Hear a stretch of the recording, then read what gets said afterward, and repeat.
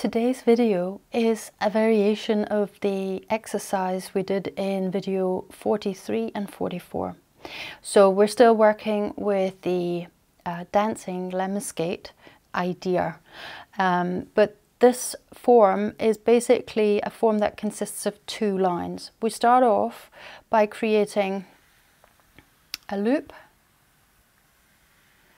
that comes down and then goes out to the side quite far over, and then comes up and creates another loop, and then down and over to meet our line. Now this bottom bit here of the line shouldn't really come out further than the side of the lemon skate. It should really sort of stay a little bit in underneath the two loops. The next part of the form is coming in from above. We do the same form but mirrored. So this time we come in from above with our line, creating a loop, and then out of the form over to the side and down to create a loop, and up to finish our loop, and then out of the form, rounding over to meet our line. This is the form that we're creating in exercise 45. What I want you to do, and also when you practice this form, is think about rhythm. So initially you just want to get the form right, so to speak. But once you've got your form correct, then what you want to do is you want to create it, draw your form rhythmically. So you want to go round your form and you want to do it rhythmically. So you want to go faster in some places, slow in some places, and then speed up in other places. Now, if it doesn't come to you naturally, then think about it as going on a roller coaster. So here we're going up the hill with the roller coaster, and here we're at the top and we're just about to come down, and here we're letting go and coming down, so we're releasing. Then we're coming up again, this is where we're binding, and here we're at the top and we're just coming over the hill, so here we can release and go faster as we come down. So that's what I want you to do. And similarly, of course, when you go through with the intersecting line, you want to initially go maybe round it slowly so that you know what your line should be like. But then here you can release as you're down, and then you're binding as you're chucking slowly up your hill, and then you're coming round, and here you can release again, and then we're binding as we're coming back up here slowly, and then releasing down.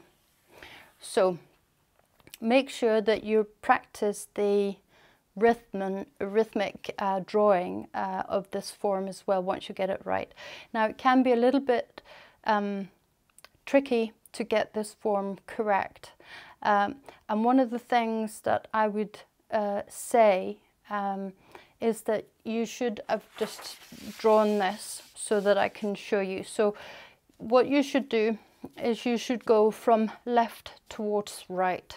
So you're saying, well, I'm drawing loops here, but yes, but we are moving from the left towards the right when we're creating our loops. Actually, I'm starting from the bottom, so I'm starting from the left going towards the right here, and then going round and coming up and coming back. So we're starting the line from left to right. Don't start your line when you're doing the bottom bit from right towards the left. So here, as you can see, we're kind of going in this direction. That could be a temptation to do that, but then you end up with this, it's the same form, but it's not the correct way to draw it. And similarly with the top bit of the form, you want to start it from the left towards the right, and then round over to the side, not from going from right towards left. So this way, And there is a reason for that. It's best to do it from left towards the right and not from the right to the left. So best from left to right, little smiley face, because when we go on with the exercises in the book, we're going to work with some bands, and there are some rules about how you go through those bands, and in there you always start from the left and you go towards the right, and in fact you also start from the bottom and move towards the top. So start this form, when you're drawing this form, start it here the way that I showed you at the beginning.